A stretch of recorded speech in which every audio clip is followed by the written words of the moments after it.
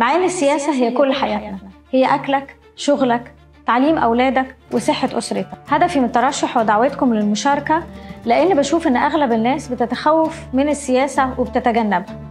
مش منطقي إن احنا نشتكي من غير ما نحاول نكون جزء من الحل. وأقل خطوة ممكن ناخدها إن احنا نشارك لاختيار الشخص اللي هيشاور على همومنا ويشارك في صياغة قوانين تحل مشاكل الناس وتحسن من مستوى معيشتهم. أنا وفاء صبري، مرشحة عن مدينة نصر، مصر الجديدة والنزهة.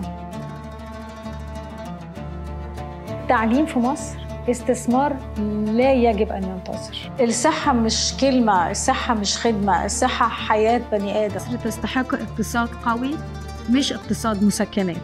محتاجين رؤية، حلول ذكية وعدالة اجتماعية عشان المواطن المصري يترقى اقتصادياً واجتماعياً، مش بس إنه يعيش.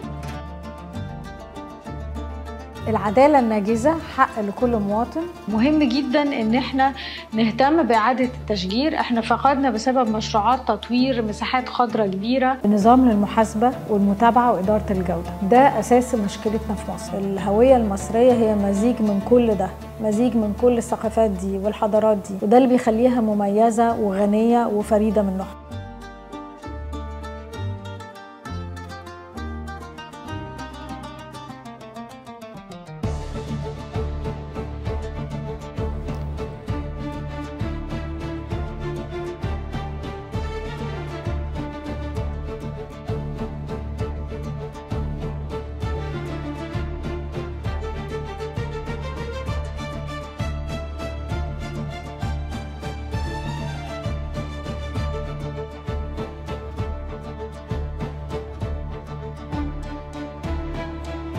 طيب من نادي اليوبلس، من انتخابات نادي اليوبلس، اتمنى ان المشهد ده يتكرر في مجلس النواب وان الناس تكون اكتر ايجابيه وتشارك.